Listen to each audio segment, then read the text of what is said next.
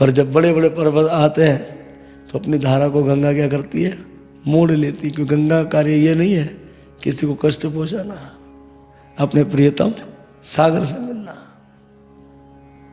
अब हुआ ये कि सब गोपियां अपनी लोक लाज छोड़कर निधि वन में आ गई और भगवान कृष्ण ने सब गोपियों को क्या किया, हे गोपियां आप सबका स्वागत है। तो गोपियों ने कहा देखो बंसी बजाकर इन्होंने हमें बुलाया और अब ये हमारा स्वागत कर रहे हैं। फिर भगवान ने पूछ लिया ये बताओ कि किस कार्य से आई हो।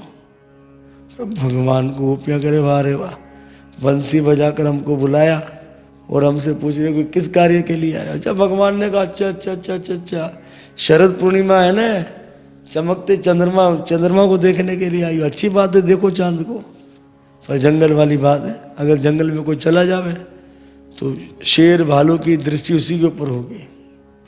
इसलिए तुम पतिव्रता स्त्री हो, अपने पतियों को छोड़कर आई हो, सबकी दृष्टि तुम्हारे ऊपर हो गई, तुम्हें लोक लाज नहीं है।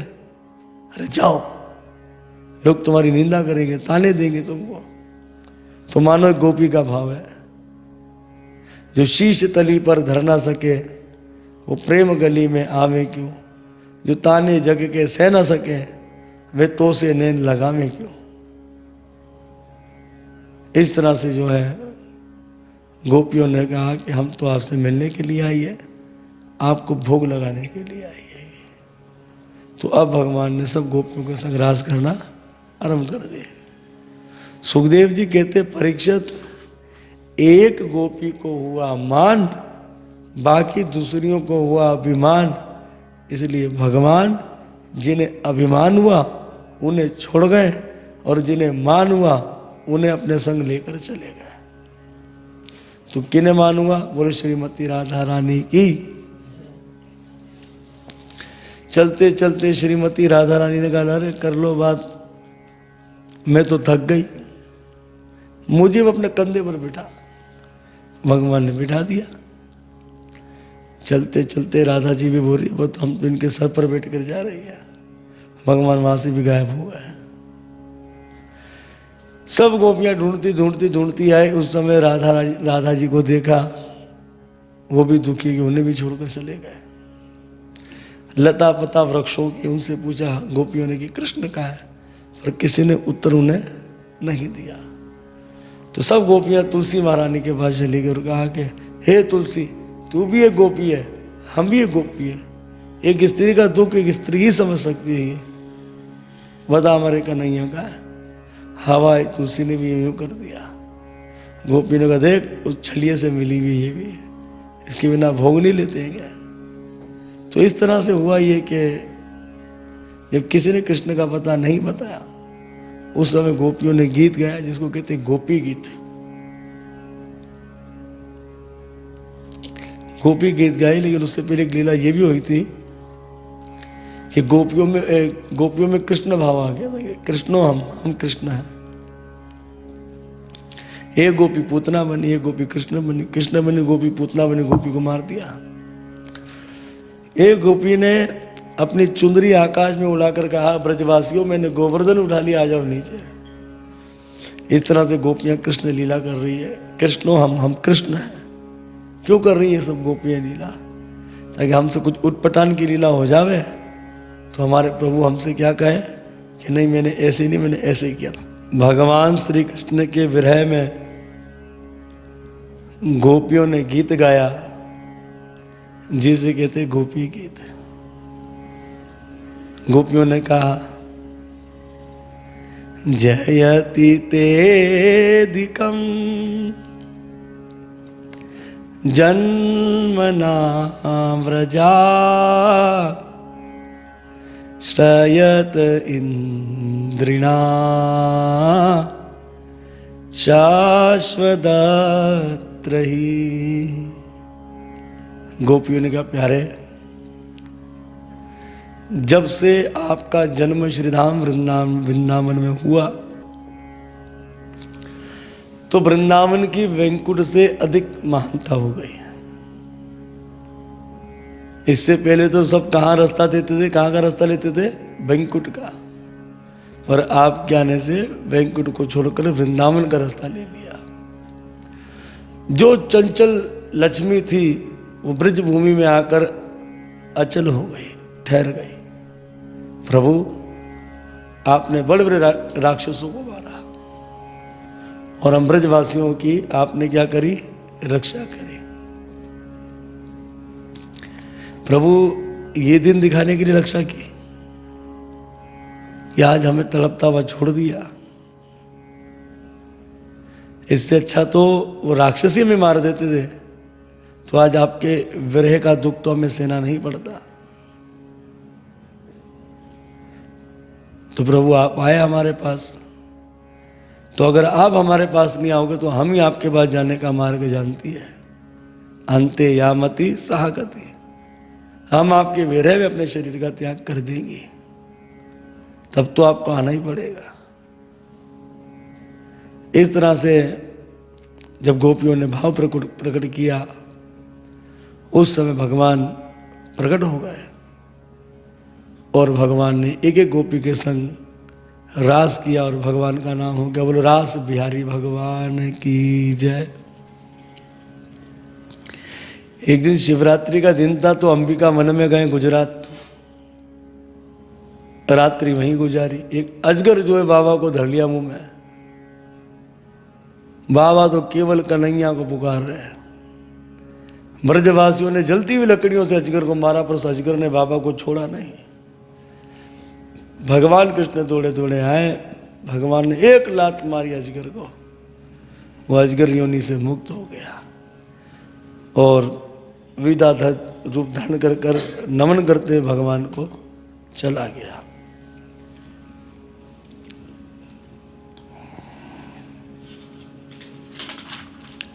इसी तरह से एक दिन होली का उत्सव था। भगवान अपने बड़े भैया के संग ब्रज में घूम रहे थे। उस समय शंखचूड़ नाम का एक यक्ष था, गोपियों का हरण कर कर जा रहा था। गोपियों ने पुकार करी तो कृष्ण बलराम जी दौड़े। इस यक्ष ने घबराकर गोपियों को छोड़ दिया, भागने लगा। तो भगवान कृष्ण के जो बड़े भैया हैं, उन्हें तो भगवान ने कहा कि आप गोपियों के पास रहे, और कृष्ण शंखचूड़ के पीछे दौड़े। दौड़ते दौड़ते भगवान ने अपना मुंह का जवाया, शंखचूड़ की ढेप माथे पर मारा, उसका माथा फटा। शंखचूड़ की लीला को भगवान ने समाप्त कर दिया। शंखचूड़ का भगवान ने उद्धार कर दिया और उसके माथे से जो मणि निकली थी, वो मणि लाकर भगवान ने अपने बड़े भैया बलराम जी को दे दी। बोलो दीन बंधु भगवान की जय। आगे 35वें अध्याय के अंदर जुगल गीत के विषय में बताया गया। जब भगवान सवेरे गैया चलाने चले जाते थे अपने सखाओं के संग, तो गोपियों का दिन बीतता नहीं था। तो आपस में गोपियां भगवान की चर्चा करती थी कि भगवान ऐसे हैं, वो बोलती हाँ भगवान वैसे हैं, ऐसी लीला करते वैसी लीला करते हैं। तो आपस में जो चर्चाएं चलती थी उसको गोपी गीत कहा गया है। एक दिन कंस ने एक असुर को भेजा जिसका नाम था अरिष्टासुर। विशाल बैल का रूप धारण कर कर आया है। भगदड़ मचा दी इसने। उस समय जब अरिष्टासुर ने श्री कृष्ण को देखा तो भगवान की ओर दौड़ा और भगवान अरिष्टासुर की ओर दौड़ रहे हैं। दौड़ते दौड़ते भगवान ने अपने शरीर को पीछे किया, पलक झपक अरिष्टासुर के पिछले पग को भगवान ने पकड़ लिया, देह घुमाना शुरू कर दिया। जिस समय भगवान अरिष्टासुर को पकड़े घुमा रहे थे, घुमाते समय ही अरिष्टासुर के प्राण उड़ गए थे और भगवान ने देह आकाश मार्ग में उसे फेंका, धड़म करके नीचे गिरा और भगवान ने अरिष्टासुर का उद्धार कर दिया।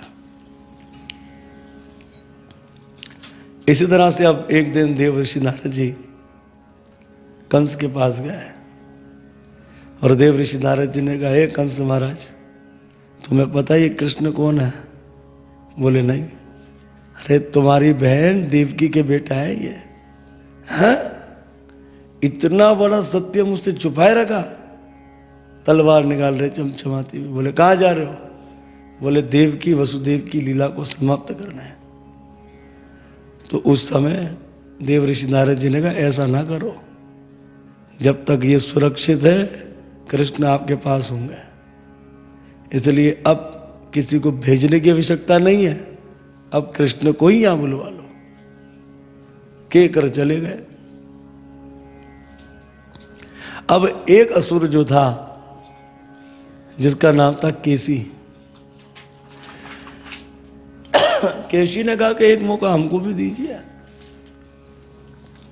मैं उसकी लीला को समाप्त कर दूंगा। तो कंस ने कहा ठीक है जाओ, तुम भी अपनी इच्छा को पूर्ण कर लो। केसी जब वृंदावन में आया तो केसी के भय से वृंदावन सूना पड़ गया। अरे पर्वतों के आकार का विशाल शरीर था इसका, केसी का बहुत विशाल था, बहुत बड़ा था। इसके भय से तो पूरा ब्रज सूना पड़ गया। भगवान आए, भगवान ने कहा ब्रज में कैसे सुनसान, कैसे सुना पड़ गया ब्रज? तो भगवान की दृष्टि केसी पर गई। भगवान ने कहा केसी मैं ही कृष्ण हूं। अब तो केसी भगवान पर चुप ढपका। तो यहां से भगवान दौड़े दौड़े जा रहे हैं, वहां से केसी दौड़ा दौड़ा आ रहा है। तो भगवान ने पलक झपक अपने शरीर को पीछे कर लिया, केसी की टांग को पकड़ा पीछे। भगवान खूब घुमाने लगे पर यह नहीं मरा। तो भगवान इसको आकाश में फेंक दिया उठाकर। केसी धड़म कर आकाश से नीचे जब नीचे गिरा तो उस समय पूरी भूमि कांप गई थी। इसे मूर्छा आ गई, बेहोश हो गया था। इसकी मूर्छा खुली, फिर ये भगवान पे टपका। तो भगवान ने भी क्या किया, इसकी लीला को समाप्त कर देंगे भगवान भी दौड़े इसकी तरफ। दौड़ते भगवान श्री कृष्ण ने अपने हाथ को संभाला और अपने सीधा हाथ भगवान ने केसी के मुंह के अंदर ही डाल दिया। भगवान ने अपने हाथ को बढ़ा दिया, केसी का श्वास घुटने लगा। भगवान ने केसी के मुंह को फाड़कर इसका उद्धार कर दिया। बोलो भक्त वत्सल भगवान की। केसी को मारने के कारण श्री कृष्ण का नाम केसनी सूदन हो गया। बोलो केसनी सूदन भगवान की जय। अब भगवान ने अकुर जी, अब जो कंस ने अकुर जी को कृष्ण को लाने के लिए वृंदावन भेजा। अकुर जी रुक रुक कर जा रहे हैं, मन में यही विचार करते मैं तो कंस के कार्य से जा रहा हूं, पता नहीं कृष्ण मुझे अपनाएंगे या नहीं अपनाएंगे। थोड़े समय में उनके दाएं अंग से कुछ हिरण और कुछ गौओं का झुंड गया। केसी ने कहा शुभ संकेत नजर आ रहा है मुझे, कृष्ण मुझे अपनाएंगे। इतने में आगे बढ़े तो भगवान के पग के चिन्ह हाथ है। भगवान के पग के चिन्ह, ये बात कैसे पता लगेगी? क्योंकि शंख चक्र गदा पद्म के निशान आते हैं। तो अकुर जी वहीं लौटने लगे। शाम के समय जब वृंदावन पहुंचे तो भगवान गैया धो रहे थे, दूध दिखा रहे थे गौ माता का। अकुर जी भगवान के चरणों में गिर गए, क्योंकि अकुर जी जानते थे कृष्ण कौन है, स्वयं भगवान है। तो भगवान ने उठाया अपने काका को और अपनी छाती से लगा लिया। अकुर जी ने कहा प्रभु कंस महाराज ने मेला रखा है और मेले में आप सबको बुलाया हैगा और उसने स्वतंत्र भी रचा है आपको मारने के लिए। भगवान ने कहा देखो काका जी, आप बाबा से मत कहना, आप बाबा से इतना कहना कि कंस महाराज ने मेला रखा और मेले में बुलाया है। तो इस तरह से हुआ ये कि अकुर जी बाबा से मिले, कहा कि भाई तुम्हारे दोनों बेटाओं को मैं कंस महाराज के मेले में लेकर जाऊंगा। तो बाबा ने कहा भाई मैं अकेला तो अपने बच्चों को छोड़ने वाला नहीं, मैं भी चलूँगा, कंस महाराज को कर भी देना हैगा। तो इस तरह से बैलगाड़ियों पर दूध दही माखन लाद कर सवेरे सब लोग कहाँ जा रहे हैं, मथुरा। और अकुर जी ने अपने रथ पर कृष्ण बलराम दोनों को बिठा दिया। सारी गोपियां रथ के सामने आ गई। गोपियों ने कहा रथ को हमारे ऊपर से चला दो। अब उस वक्त हुआ ये कि अक्रूर जी ने भगवान को कहा आप समझाइए।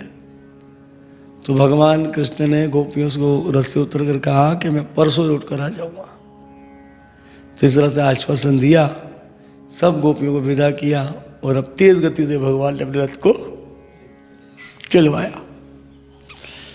भगवान जो है आगे गए अक्रूर जी के संग, आगे आया विश्राम घाट जहाँ यम और यमुना महारानी का मंदिर है। तो अक्रूर जी ने दोनों भैया को रथ पर बिठाया और कहा कि देख कन्हैया, मैं यमुना जी में स्नान कर लूँ ताकि आगे जो है संध्या वंदना करने में हमें आसानी हो जाएगी। तो उस समय हुआ ये कि चले गए यमुना जी में स्नान करने। तो जैसे ही यमुना जी में डुबकी लगाई तो क्या देखते हैं कि बलराम जी शेष रूप में और श्री कृष्ण उस शेष को लेटे हुए हैं। अक्रूर जी ने कहा मैंने तो दोनों को बाहर बिठाया था, अंदर कैसे आ गए? देखा तो बाहर भगवान बैठे मुस्कुरा रहे। फिर अंदर में जाके तो फिर भगवान का दिव्य दर्शन हो रहेगा। इस तरह से अक्रूर जी को हो गया समय आने में, बहुत समय हो गया। तो भगवान ने पूछ लिया अक्रूर जी से, बड़े अटपटे से हमको देख रहे हो, इतना समय का लगा दिए, कौन सा दर्शन हो गया तुम्हें? अक्रूर जी मन ही मन में कहने लगे खुद ही दर्शन करवाते हो, खुद ही हमसे पूछ रहे हो। इस तरह से जब अक्रूर जी भगवान को बिठाए और मथुरा लेकर चले गए, तो जब मथुरा पहुंचे तो अक्रूर जी ने कहा प्रभु आप हमारे घर चलिए। तो भगवान ने कहा समय आने पर हम आपके घर आएंगे, अभी हमें कुछ कार्य है। तो भगवान एक रात जो नगरी के बाहर ही रहे। भगवान ने सोचा सवेरे नगरी में प्रवेश करेंगे। सवेरा हुआ, भगवान नगरी में प्रवेश कर गए। अब जब भगवान मथुरा नगरी में घूम रहे थे तो जितने मथुरा वासी थे, जो स्त्रियां थी, जो जिनको लोक लाज थी, कभी सामने नहीं आती थी, आज उन स्त्रियों ने भी अपनी लोक लाज छोड़कर कृष्ण का दर्शन किया। और भगवान भी ऐसे चटपट सबको देख रहे ऐसे कर गए। और यही जब राम जी गए थे अयोध्या में, नगरी घूम रहे थे, उस समय सब काना फूसी कर रहे राम जी के बारे में। लक्ष्मण जी ने कहा भैया अब तो देखना चाहिए। बोले नहीं, नहीं देखना चाहिए, नीचे चलो। और ये काम श्याम जी ने नहीं किया। श्याम जी तो चटपट सबको देख रहे थे। भगवान के सखाओं ने कहा कन्हैया तेरे मामा के बड़े ठाठ है, कितनी सुंदर यहाँ की नगरी है, कितने सुंदर सबने वस्त्र धारण कर हमारे वस्त्र देख, हमारे लिए वस्त्रों की तो व्यवस्था कर।